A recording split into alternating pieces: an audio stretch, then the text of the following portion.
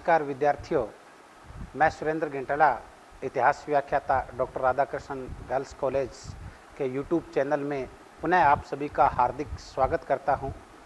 विद्यार्थियों, जैसे हमने पिछले वीडियो के अंदर देखा था कि किस तरीके से आपके बीए प्रथम वर्ष का जो सिलेबस था वो बताया गया था, इतिहास के पार्ट जो थे उनके बारे में बताया गया था, जिसमें हमने बताया था कि भारतीय इतिहास को 3 भागों में बांटा गया था। वो तमाम चर्चाएं उस वीडियो में की थी। आज इस वीडियो के अंदर हम देखते हैं प्राचीन भारतीय इतिहास के किसी एक विषय के ऊपर बात करें तो आज अपना जो विषय रहेगा वो रहेगा मौर्य वंश के संस्थापक जो थे चंद्रगुप्त मौर्य। तो इस वीडियो के अंदर हम देखेंगे कि चंद्रगुप्त मौर्य कौन था, चंद्रगुप्त मौर्य का मौर्य वंश की स्थापना के अंदर क्या योगदान था, उत्थान में उसके प्रशासन में किस तरीके से चंद्रगुप्त मौर्य ने अपने योगदान को दर्शाया था। तो विद्यार्थियों, इस वीडियो के अंदर हम बात करेंगे मौर्य वंश, या यूं कह सकते हैं मौर्य वंश के एक शासक चंद्रगुप्त मौर्य की चर्चा इस वीडियो में हम करने जा रहे हैं। और मैं आशा करता हूं आप इस वीडियो को बहुत ही अच्छे तरीके से देखेंगे। देखने के बाद इसको आप समझना किस तरीके से इसके प्रश्न बनकर के पेपर में आते हैं, किस तरीके से मौर्य वंश के उत्थान के अंदर चंद्रगुप्त मौर्य ने अपना योगदान निभाया था। इस वीडियो में आज हम उसकी समीक्षा करने जा रहे हैं। तो आज अपना जो विषय रहेगा वो मौर्य वंश के संस्थापक चंद्रगुप्त मौर्य के ऊपर रहेगा। यानी कि अगर हम आज की वीडियो में बात करेंगे तो वो करेंगे चंद्रगुप्त मौर्य।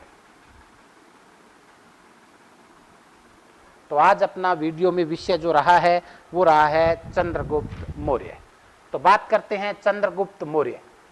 चंद्रगुप्त मौर्य का आपने नाम सुना ही होगा, जिन स्टूडेंट्स के पास कक्षा 12 के अंदर इतिहास रहा था, या यूं कह सकते हैं कक्षा 10 में भी चंद्रगुप्त मौर्य का नाम आप सुन के आए हो। चंद्रगुप्त मौर्य प्राचीन भारत के शक्तिशाली शासकों में से एक रहा था। वो चंद्रगुप्त मौर्य जो था, सबसे पहले बात करते हैं कि चंद्रगुप्त मौर्य जो था, चंद्रगुप्त मौर्य का योगदान क्या है। तो सबसे पहले योगदान की बात करें तो भारत का पहला वास्तविक साम्राज्य अगर कोई था तो वो था मौर्य साम्राज्य। प्राचीन भारत के अंदर अगर हम साम्राज्य की बात करें तो सबसे प्राचीन साम्राज्य वास्तविक रूप से जिसने स्थापना की थी, यानी कि पहली बार भारत का राजनीतिक एकीकरण करने वाले जो थे वो कौन थे, मौर्य थे। उसी मौर्य वंश का जो संस्थापक था वो कौन था, इसी मौर्य वंश का संस्थापक जो था वो कौन था, चंद्रगुप्त मौर्य था। तो विद्यार्थियों, इसी चंद्रगुप्त मौर्य की हम बात करने जा रहे हैं कि चंद्रगुप्त मौर्य कौन था, चंद्रगुप्त मौर्य ने किस तरीके से मौर्य साम्राज्य की नींव रखी थी और इस दौरान इसका राजनीतिक जीवन किस तरीके का रहा था। तो पढ़ते हैं चंद्रगुप्त मौर्य। तो मौर्य वंश का संस्थापक चंद्रगुप्त मौर्य था, ये हम पहले ही बात कर चुके हैं।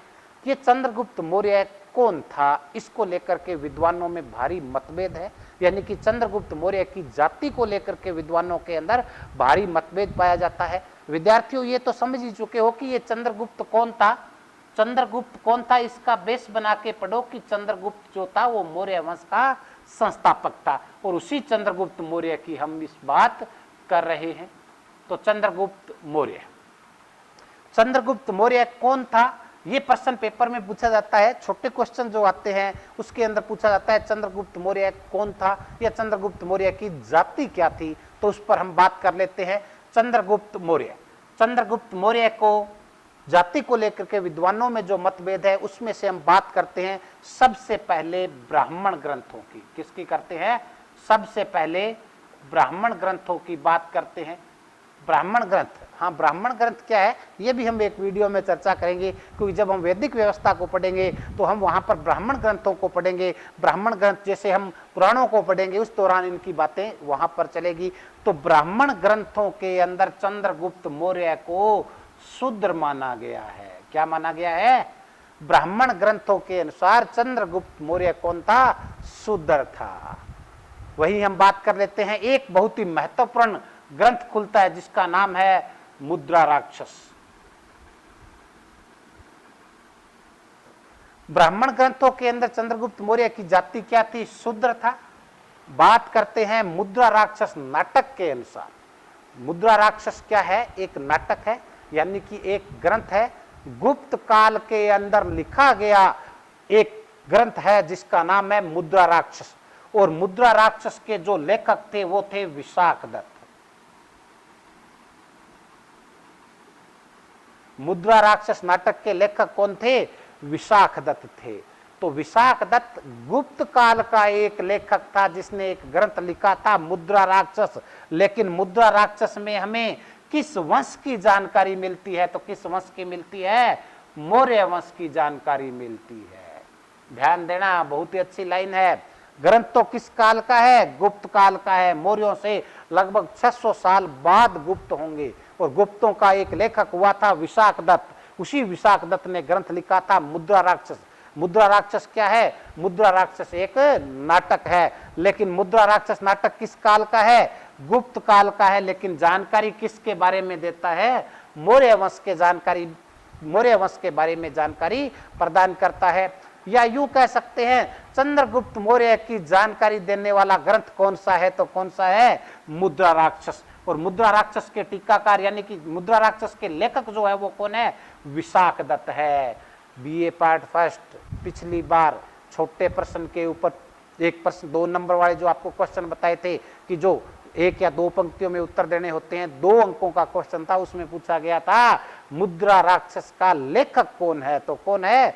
विशाखदत्त। तो इसी तरीके से पेपर में आपके प्रश्न आते हैं। जब अभी तो आप बीए पार्ट फर्स्ट के अंदर अध्ययन करोगे, सेकेंड ईयर में करोगे, फाइनल में करोगे, लेकिन कल को आप स्कूल लेक्चरर या कॉलेज लेक्चरर के लिए जब पेपर देते हो तो एग्जाम में जो क्वेश्चन पूछे जाते हैं वो इसी तरीके के होते हैं कि चंद्रगुप्त मौर्य को शूद्र किसने कहा है? ब्राह्मण ग्रंथों ने। चंद्रगुप्त मौर्य जो था, चंद्रगुप्त मौर्य की जानकारी देने वाला ग्रंथ कौन सा था? मुद्रा राक्षस था। मुद्रा राक्षस का लेखक कौन है? विशाखदत्त है। मुद्रा राक्षस किस काल का नाटक है? तो क्या है? गुप्त काल का है। लेकिन जानकारी किसके बारे में देता है? जानकारी हमें मौर्य वंश के बारे में प्रदान करता है। तो हम पढ़ रहे थे कि चंद्रगुप्त मौर्य की जाति को लेकर के बातें हो रही थी। किसको लेकर के? चंद्रगुप्त मौर्य की जाति को लेकर के बातें हो रही थी। जितने भी ब्राह्मण ग्रंथ है उन ब्राह्मण ग्रंथों के अंदर चंद्रगुप्त मौर्य की जाति क्या बताई गई है? शूद्र बताई गई है। जबकि बात करते हैं मुद्रा राक्षस, किसकी बात करते हैं? मुद्रा राक्षस। इतनी देर में आप तो ये जान ही गए होंगे मुद्रा राक्षस क्या है।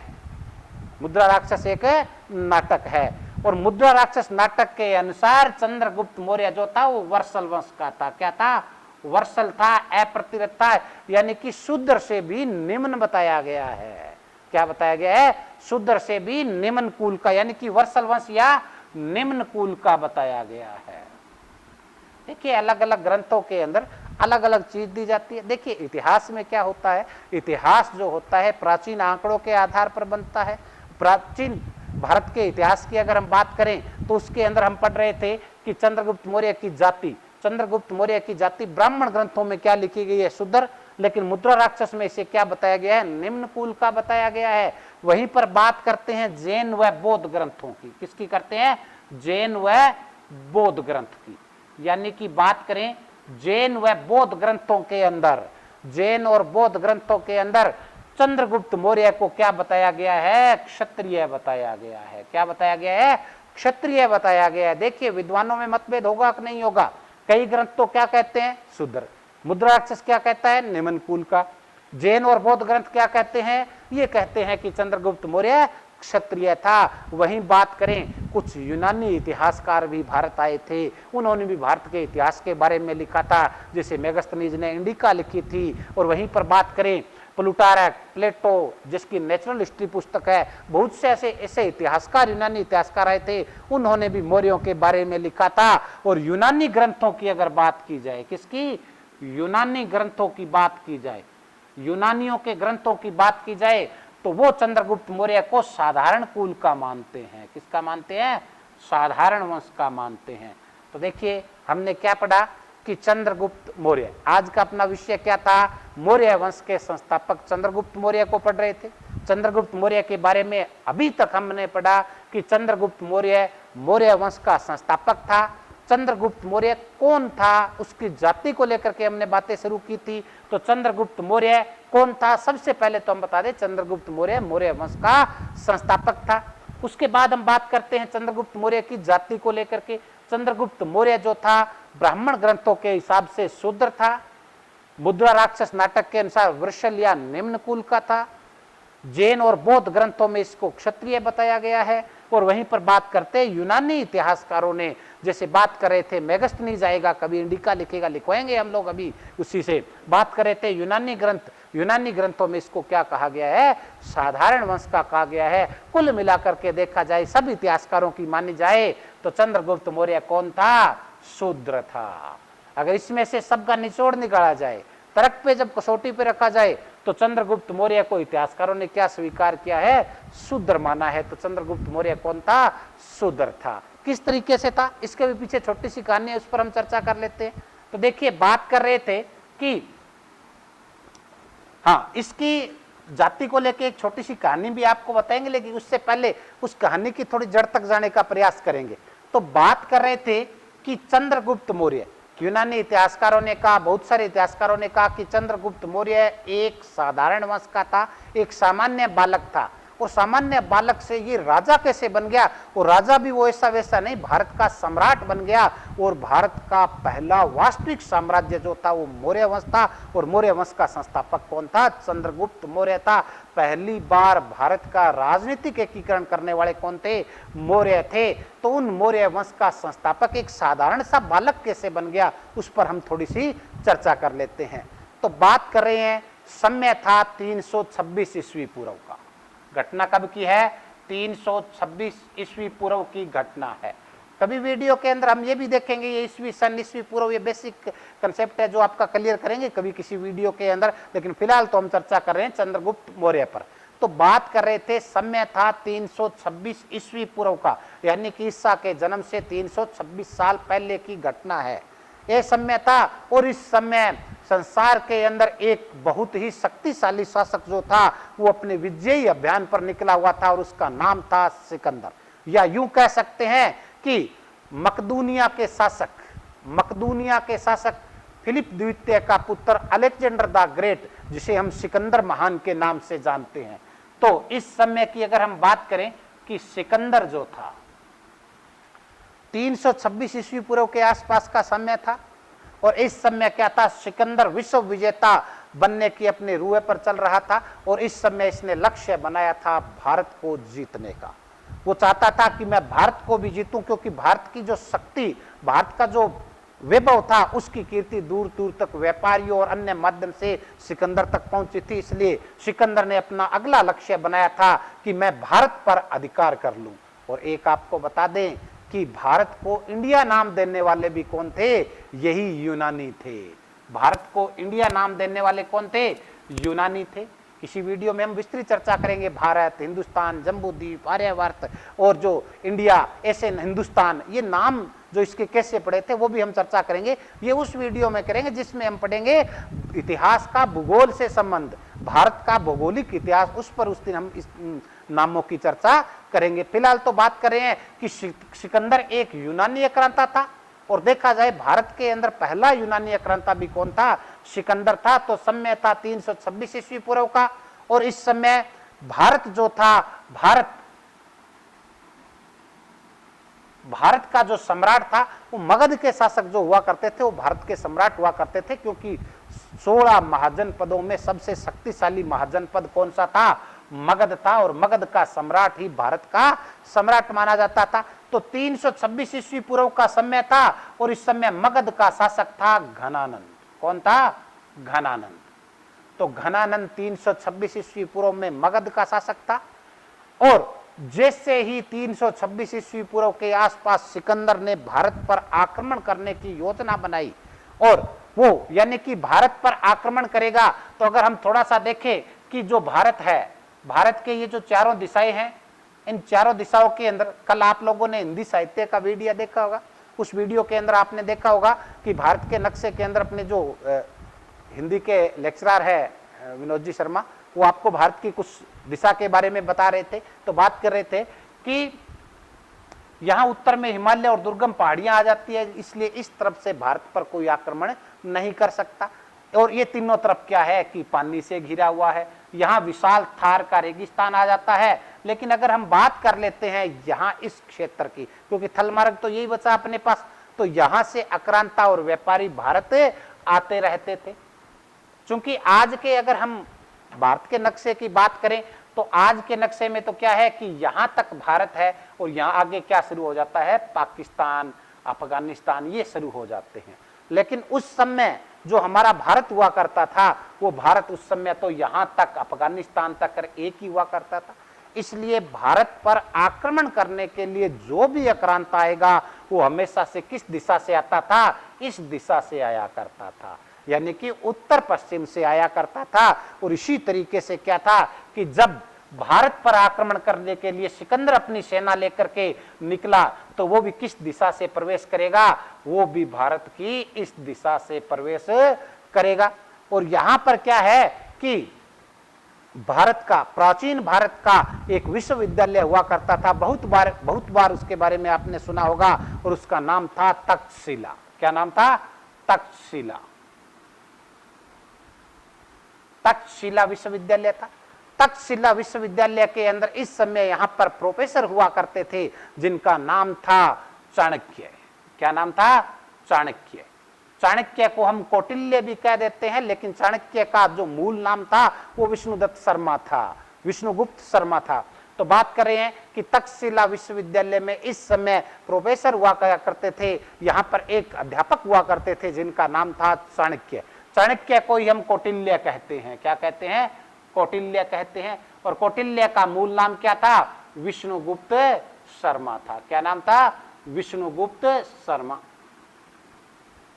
तो तक्षशिला विश्वविद्यालय के अंदर ये चाणक्य जो थे, इन चाणक्य को सिकंदर की गुप्त योजना का पता चला कि इधर से आक्रमण करने के लिए कौन आ रहा है, यूनानी आक्रांत आ रहा है जिसका नाम क्या है, सिकंदर। तो चाणक्य क्या करता है कि इस महान शासक को पराजित करने के लिए, शक्तिशाली शासक को पराजित करने के लिए भारत के सब राजाओं को एक करने का प्रयास करता है कि भारत के अंदर जो स्वतंत्र रूप से अलग अलग राज्य हैं, अलग अलग राजा जो है, इन सबको अगर मैं मिला दूं तो ये सिकंदर को क्या करेंगे, वापिस यूनान की तरफ खदेड़ देंगे। इसी उद्देश्य से चाणक्य इन राजाओं को इकट्ठा करने के प्रयास से चलता चलता एक दिन पहुंच जाता है मगध। मगध यानी कि बिहार को कहते हैं। किसको कहते हैं? बिहार को कहते हैं। तो मगध, और मगध की राजधानी कौन सी हुआ करती थी? पाटलिपुत्र हुआ करती थी। ऋषि पाटलिपुत्र को आजकल क्या कहते हैं हम? पटना कहते हैं। पाटलिपुत्र को पटना नाम देने वाला था, मध्यकालीन इतिहास में कभी हम पढ़ेंगे बीए पार्ट सेकंड में, कि शेरशाह सूरी जो था, शेरशाह सूरी ने पाटलिपुत्र को क्या नाम दिया था? पटना नाम दिया था। और उसी पाटलिपुत्र जो राजधानी थी वो किसकी थी? मगध की थी। और इस समय मगध का शासक कौन था? घनानंद था। तो देखिए किस तरीके से कड़ी बन रही है, उसको समझने का प्रयास कीजिए, चंद्रगुप्त अपने आप निकल जाएगा। तो बात कर रहे थे कि सिकंदर लगभग 326 ईस्वी पूर्व के अंदर, या यूं कह सकते हैं सिकंदर 3 दूनी 6 करने भारत आया। सिकंदर 3 दूनी 6 करने भारत आया, अर्थात सिकंदर ने भारत पर आक्रमण कब किया? 326 ईस्वी पूर्व में किया। जब सिकंदर भारत पर आक्रमण की योजना बना रहा था, उस योजना का पता चल जाता है चाणक्य को। चाणक्य किस विश्वविद्यालय में था बताना? चाणक्य किस विश्वविद्यालय में था? हाँ, तक्षशिला विश्वविद्यालय के अंदर कुलपति हुआ करता था। तो ये चाणक्य क्या करता है कि इन राजाओं को इकट्ठा करने के प्रयास से पहुंच जाता है एक दिन मगध के दरबार के अंदर। और इस समय वहां पर घनानंद बैठा था, मदिरा के नशे के अंदर बैठा था। और इस समय यह नृत्यांगनाएं नृत्य कर रही थी, बड़ी जो दोपहर के अंदर जो दरबार में राग नृत्य चल रहा था। अचानक से चाणक्य उस दरबार में प्रवेश करता है और वहां पर जो दरबारी होता है उसको दरबार में प्रवेश करने से रोकता है। लेकिन चाणक्य जबरदस्ती क्या करता है, दरबार में घुस जाता है। और अचानक से जब चाणक्य को वहां पर देखा जाता है तो वहां पर नृत्यांगनाएं अपना नृत्य बंद कर देते हैं, संगीतकार अपना संगीत वाद्य यंत्र बजाना बंद कर देते हैं। इससे घनानंद एकदम अपनी आंखों को खोल के देखता है, क्योंकि शराब के नशे के अंदर, मदिरा के नशे के अंदर चूर था। और उसने जब देखा कि सामने एक ब्राह्मण खड़ा है और उस ब्राह्मण ने वहां पर घनानंद को ललकारा, यानी कि चाणक्य ने घनानंद को ललकारा कि हे सम्राट, ये मैं क्या देख रहा हूं आपके दरबार के अंदर। तो घनानंद ने कहा ये तुच्छ ब्राह्मण, यानी कि चाणक्य के लिए घनानंद कहता है कि ये तुच्छ ब्राह्मण मेरी सभा में आ चुका है और इसने आकर के मेरा जो यहाँ पर आनंद विभोर था उसके अंदर इसने हरास पहुंचाया है। इसलिए यहाँ पर क्या है कि घनानंद चाणक्य का अपमान करता है, चाणक्य को भला बुरा कहता है। तो चाणक्य को गुस्सा आ जाता है और चाणक्य कहता है घनानंद को कि हे घनानंद, तू भारत का सम्राट है, तुझे पता होना चाहिए इस समय अपने भारत की सीमा पर कौन खड़ा है। इस समय भारत की सीमा पर यूनान का यानी कि मकदूनिया के शासक फिलिप द्वितीय का पुत्र सिकंदर इस समय अपनी विशाल सेना लेकर के भारत की तरफ आया। अगर उनको नहीं रोका गया तो समस्त हिंदुस्तान के ऊपर ये अपना अधिकार कर लेंगे। इसलिए तुम्हें इस समय जहां नर्तंगनाओं को नचा करके मदिरा का पान न करके भारत की राजनीतिक और अपने जो गुप्तचर व्यवस्था को सुदृढ़ करना चाहिए, लेकिन तुम में तो किसी सम्राट के लक्षण में नजर ही नहीं आते हैं। जब भरे दरबार में सम्राट का अपमान अर्थात घनानंद का अपमान चाणक्य ने किया तो घनानंद गुस्से से आग बबूला हुआ और उसने चाणक्य के लात मार करके उसे गिरा दिया।